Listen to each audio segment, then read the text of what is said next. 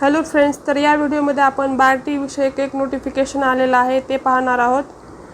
या ठिकाणी पाहू शकता तुम्ही महाराष्ट्र लोकसेवा आयोग विद्युत अभियांत्रिकी पूर्वपरीक्षा 2025 उत्तीर्ण झालेल्या उमेदवारांना मुख्य परीक्षेची जी तयारी आहे त्याच्यासाठी आर्थिक सहाय्य बार्टीतर्फे दिले जाणार आहे।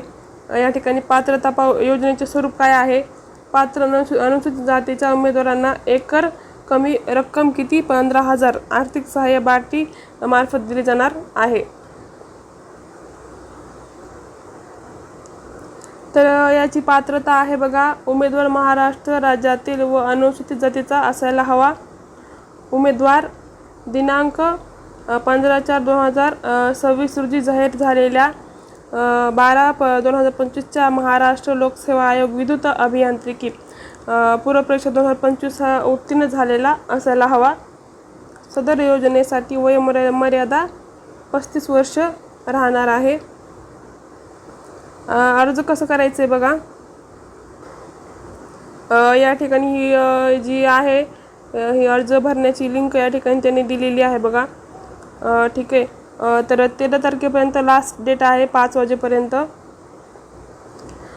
13 मे या ठिकाणी तुम्हाला ह्या वेळेपर्यंत फॉर्म भरायचा आहे। या ठिकाणी पूर्ण माहिती भरायची नाही आहे किंवा कोणत्याही टप्प्यावर सदर विद्यार्थ्यां म्हणजे काय माहिती लपवायची नाही आहे। पुण्यामार्फत रद्द करण्यात येईल व आर्थिक सहाय्याची संपूर्ण रक्कम त्यांच्याकडून वसूल करून घेण्यात येईल असं त्यांनी म्हटलेलं आहे।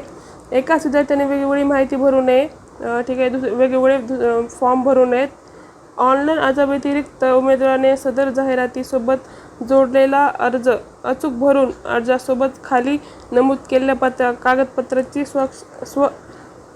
साक्षांकित छायांकित एक प्रत कॉपी या ठिकाणी द्यायची आहे बघा। बार्टी पुणे कार्यालयास पोस्ट कुरिअर मार्फत किती 15 तारखेपर्यंत द्यायची आहे, संध्याकाळी 5 वाजेपर्यंत। तर पाहूयात डॉक्युमेंट्स काय काय लागणार आहेत ते। जातीचा दाखला या ठिकाणी लागणारे, जात वैधता प्रमाणपत्र कोणतेही दोन्हीपैकी एक लागेल।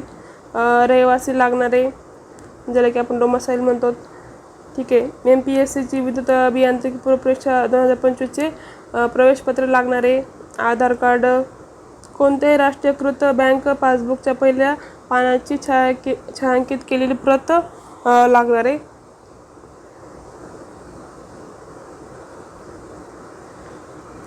महत्त्वाची बातमी या ठिकाणी पाहू शकता तुम्ही की सदर योजनेचा लाभ घेण्यासाठी दोन्ही स्वरूपात म्हणजे ऑनलाईन आणि ऑफलाईन, ठीक आहे, अर्ज करणे बंधनकारक असणार आहे। म्हणजे ऑनलाईन पण करायचे आणि ऑफलाईन पण करायचे।